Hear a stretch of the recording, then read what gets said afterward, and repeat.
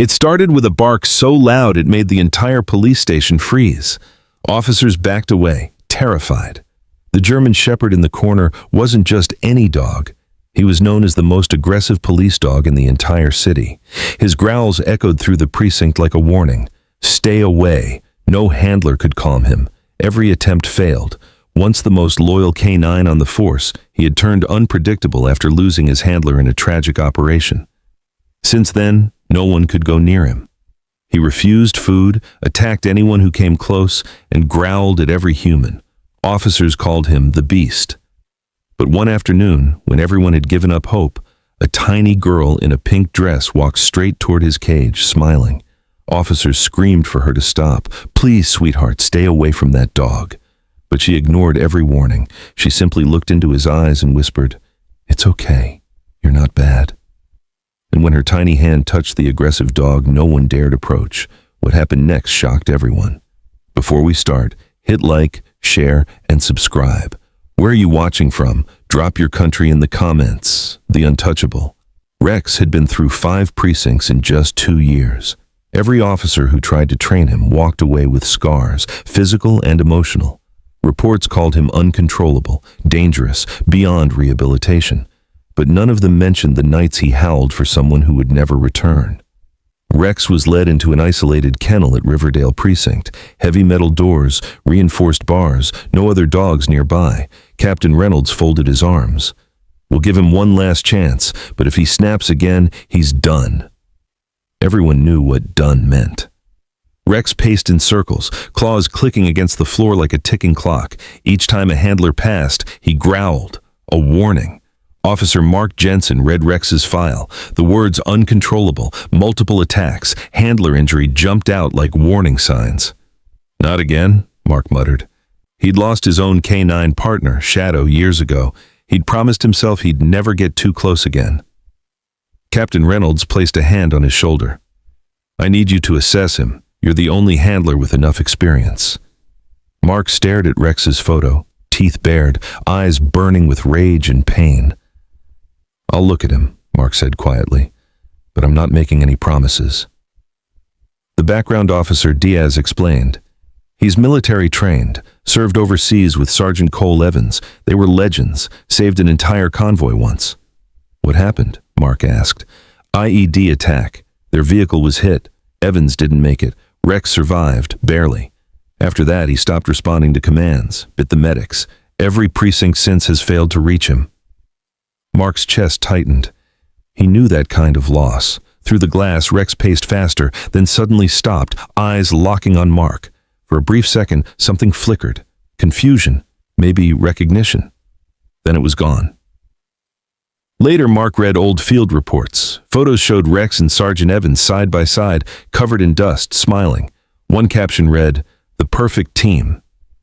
Mark exhaled slowly. No wonder he's like this. He lost his whole world. To the officers, Rex was a dangerous animal. But to Mark, he looked like a soldier stuck on a battlefield after the war had ended. The failed attempt. The next morning, Officer Grant adjusted his protective gear nervously. "I've handled aggressive dogs before. I can manage him." The instant the kennel door opened, Rex's body tensed like a coiled spring. Grant crouched slowly. "Good boy. We're going to be friends." He extended a gloved hand. That was the mistake. Rex lunged. Metal chains snapped through the air. His teeth clashed against the muzzle with a violent growl. Grant stumbled backward, his sleeve tearing. "Get him out!" someone yelled. Mark rushed in as handlers pulled Grant away, his arm bleeding. "I told you not to push him." Grant, pale and shaken, muttered, "That thing's not a dog, he's a monster." But Mark looked through the bars and saw something else. Beneath Rex's growl there was fear, deep, trembling fear. The captain's voice cut through. "That's it. If no one can control him by the end of the week, I'll authorize termination." Mark stared at Rex, still trembling inside his cage. Something told him the story wasn't over. The little girl. It was a quiet Saturday morning. A woman stepped inside holding a small hand, Emily Carter and her 6-year-old daughter, Lily. "My husband was a police officer here before he passed," Emily said softly. "I wanted to show my daughter where her father used to work." While they spoke, Lily wandered toward the canine wing. She heard faint barking from behind steel doors. "Mommy, are there dogs here?" "Yes, sweetheart, police dogs, but we can't go in there." Lily nodded, but her eyes stayed fixed on that hallway. At that moment, Rex's ears twitched, his head lifted, nose flaring. He stood abruptly, staring toward the door. A low whine escaped his throat. Mark frowned. "What is it, boy?" Then he saw her, a little girl in a pink dress standing outside. Before anyone could react, she took a step forward. "Wait!" Mark shouted. But Lily was already walking closer, her small hand reaching for the handle. Rex didn't move. He simply watched her, not with anger, but with something soft, something familiar. The moment. The handle clicked. The door creaked open. "No, don't open that," Mark shouted. But Lily stepped inside. Rex lifted his head, his amber eyes fixed on the tiny figure. For a moment time stopped. Mark held his breath. Rex's posture was rigid, the stance before a strike. Then Lily spoke. "Hi." Rex blinked. The growl faltered, his head tilted. "It's okay, doggy. I know you're sad." The words hung in the air. Rex's breathing slowed. The tension eased. Lily took another step. "You're not bad. You're just scared, huh?" She crouched, pushing her teddy bear forward. "See? He's nice, too." Rex took a single step forward. Then slowly, cautiously, he lowered his head and pressed his nose against her fingers through the bars.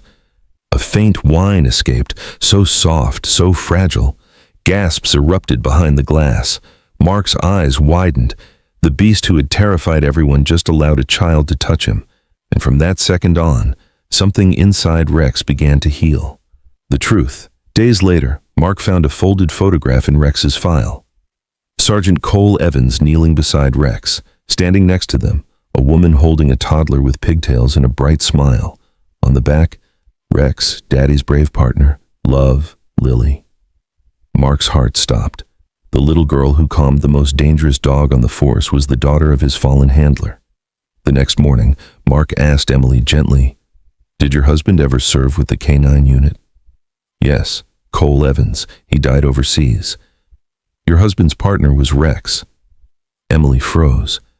"That dog was his?" Mark nodded. "He never forgot. That's why he trusted your daughter from the start." Tears filled Emily's eyes. At that moment, Lily was giggling by the kennel while Rex pressed his head against the bars. "He remembers us," Emily whispered. And for the first time in years, Rex lifted his eyes, not in fear, not in pain, but in recognition of the only family he had left. The storm. That night, a violent storm hit. Thunder rolled, lightning flashed. Rex jolted awake, trembling. The sound dragged him back. The desert, the explosion, his handler's scream. He lunged at the kennel door. The bolt gave way. Within seconds, he was gone into the storm. Meanwhile, Emily and Lily's car stalled near an old bridge. Rain poured. Suddenly, a dark shape appeared. Rex, drenched, panting, eyes wild. He barked once, urgent, then ran toward the woods. "He wants us to follow," Lily said. "Lily, no!" But the girl had already dashed into the rain. Mark's radio crackled. "Missing child near East Bridge. Possible connection to runaway K-9. His blood ran cold. The rescue. Deep in the woods, Lily stumbled through mud. "Rex!" A sharp bark answered. She saw him, standing tall, drenched but alive. She threw her arms around his neck. "You found me!"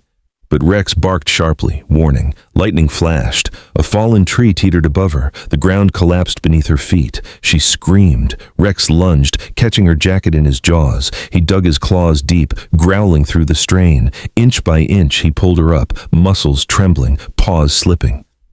With one final heave, Rex yanked her to safety just as the massive tree crashed down. Lily clutched his collar. "You saved me." But Rex didn't move.